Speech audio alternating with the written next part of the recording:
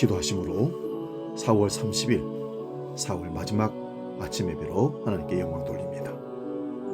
참 좋으신 아버지 하나님, 역사의 주인이신 아버지 하나님, 봄의 계절 4월을 우리에게 주셔서 꽃들과 자연들을 보며 많은 영감을 얻고 힘을 얻고 위로를 받았습니다.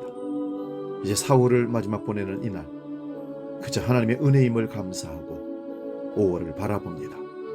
우리 가운데 하나님의 음성을 들려주시고 우리 가운데 하나님의 역사의 현장에 함께 동행해 주셔서 날마다 하나님을 경험케 하시니 감사합니다.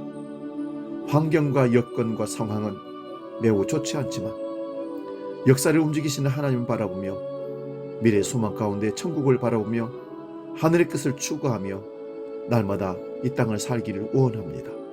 주여, 성령을 통하여 우리를 날마다 경책하시고 하나님의 거룩함으로 옷 입게 하시며 천국을 향해서 한 걸음 한 걸음 달려나가는 우리 모두가 되게 하여 주옵소서. 4월의 아픔과 실패와 힘듦을 오히려 앞으로 나아가는 재료로 쓰게 하시고 5월에는 더욱더 성숙한 믿음으로 성장하는 우리 모든 식구들, 주한가족 되게 하여 주시옵소서. 이제 사도신경으로 신앙 고백합니다. 나는 전능하신 아버지 하나님, 천지의 창조주를 믿습니다.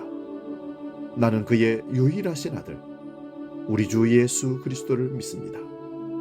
그는 성령으로 잉태되어 동정녀 마리아에게서 나시고 본디오 빌라도에게 고난을 받아 십자가에 못 박혀 죽으시고 장사된 지 사흘 만에 죽은 자 가운데서 다시 살아나셨으며 하늘에 오르시어 전능하신 아버지 하나님 우편에 앉아 계시다가 거기로부터 살아있는 자와 죽은 자를 심판하러 오십니다. 나는 성령을 믿으며 거룩한 공교회와 성도의 교제와 죄를 용서받는 것과 몸의 부활과 영생을 믿습니다. 아멘.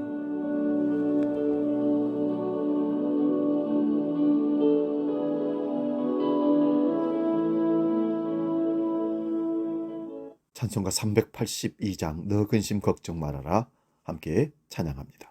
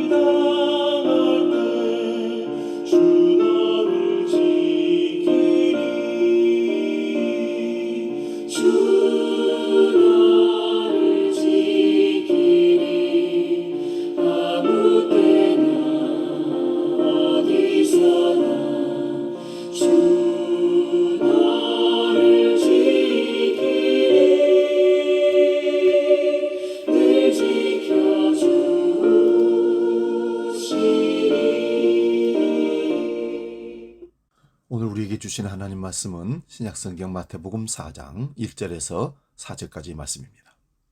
신약성경 4면에 있습니다. 마태복음 4장 1절에서 4절 봉독할 때 살아계신 주님의 음성을 들을 수 있기 바랍니다. 지금 봉독합니다. 그때 예수께서 성령에게 이끌리어 마귀에게 시험을 받으러 광야로 가사 40일을 밤낮으로 금식하신 후에 줄이신지라. 시험하는 자가 예수께 나와서 이르되 네가 만일 하나님의 아들이여든 명하여 이 돌들로 떡덩이가 되게 하라. 예수께서 대답하여 이르시되 기록되었으되 사람이 떡으로만 살 것이 아니요 하나님의 입으로부터 나오는 모든 말씀으로 살 것이라 하였느니라. 아멘. 오늘 봉독한 말씀으로 사람은 어떻게 살아야 하나, 이런 제목으로 말씀의 은혜를 나눕니다.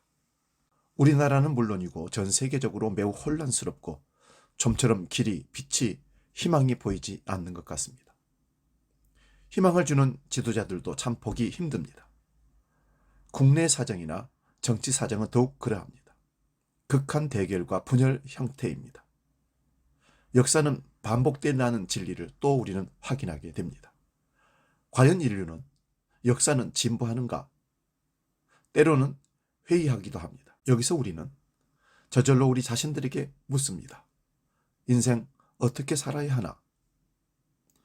우리가 사는 시대를 가치 혼란의 시대, 물질 만능의 시대라 합니다. 이런 시대를 살아가는 우리 그리스도인들은 물질이 아닌 영의 양식으로, 성령의 능력으로 살아야 하는데 이것이 어려운 시대입니다. 우리의 풍요와 편리함이 오히려 하나님을 만나는 데 장애가 되고 있음을 우리 날마다 경험합니다.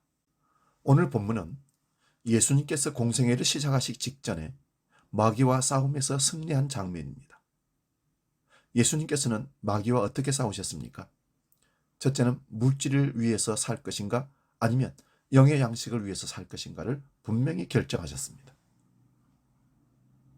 둘째는 정신력으로 살아갈 것인가 아니면 성령을 쫓아 살 것인가를 분명히 말씀하셨습니다. 예수님께서는 과감하게 후자를 택하셨습니다. 하나님을 섬기고 그분께 복종하는 것을 최고의 가치로 여기셨습니다. 오늘날 우리의 문제는 무엇입니까? 가치관의 혼란의 문제입니다. 예수님을 모르는 사람들은 물질을 많이 소유하는 것이 최고의 가치라고 얘기합니다.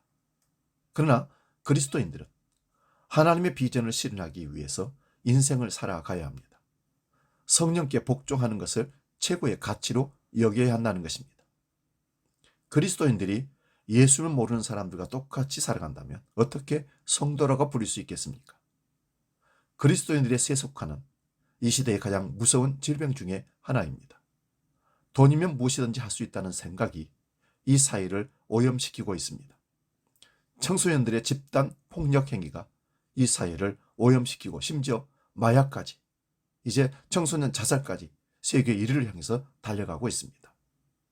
이런 일들이 발생하는 원인이 어디에 있습니까? 바로 가치관의 혼란에서 가져온 결과입니다. 우리가 이런 세상을 하루하루 살아가는 것이 그렇게 호락호락한 세상이 아닌 것을, 또 믿음을 지켜간다는 것은 얼마나 힘들고 어려운 것을 우리 이제 경험하고 있습니다. 사람에게는 누구나 시련이 있습니다. 시련은 파도와 같이 우리에게 닥쳐옵니다. 파도가 지나고 나면 바다는 다시 잠잠해집니다. 인생도 그러하듯이 마찬가지입니다. 시련의 파도를 넘고 나면 새로운 세계가 열립니다. 어떤 사람은 이 시련을 통해서 한결 성숙한 인간으로 다시 태어나기도 합니다. 그런데 어떤 사람들은 환경과 여건과 자기 삶을 비관하여서 자살을 선택하는 경우도 있습니다.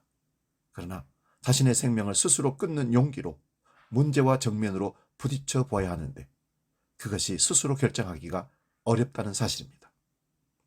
오늘의 청소년들이 나약하지 않은 데는 기생세대의 책임도 큽니다. 청소년들에게 본이 되는 삶을 살지 못했기 때문입니다.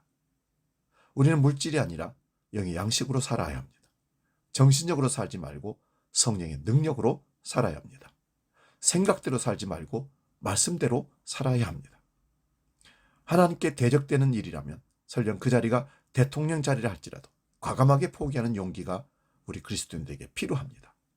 사랑하는 여러분, 예수님께서는 물질 만능에 사로잡힌 현대를 향해서 다음과 같이 말씀하십니다. 사람이 떡으로만 살 것이 아니요 하나님의 입으로 나오는 모든 말씀으로 살 것이라 하였느니라. 우리 모두 말씀으로 단단히 무장해 하나님의 자녀다운 삶을 세상 가운데서 드러냅시다. 예수님께서는 천하를 주겠다는 사단의 유혹을 한마디로 일축하셨습니다. 사단아 물러가라. 사단은 때로는 물질로, 때로는 자살이란 거짓 용기로 우리를 유혹합니다. 이런 시련을 능히 극복하고 하나님 앞에서 성결한 삶을 사는 저와 여러분, 우리 주한 모든 성도들 되시기를 축원드립니다. 기도하겠습니다. 거룩하신 아버지 하나님, 사람은 어떻게 살아야 하나? 오늘 주님은 분명히 말씀하십니다. 떡으로만 살 것이 아니요 하나님의 입에서 나오는 모든 말씀으로 살 것이라.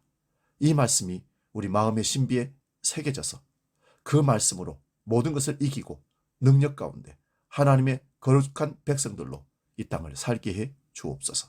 이제 주기도록 기도합니다. 하늘에 계신 우리 아버지, 아버지의 이름을 거룩하게 하시며 아버지의 나라가 오게 하시며 아버지의 뜻이 하늘에서와 같이 땅에서도 이루어지게 하소서.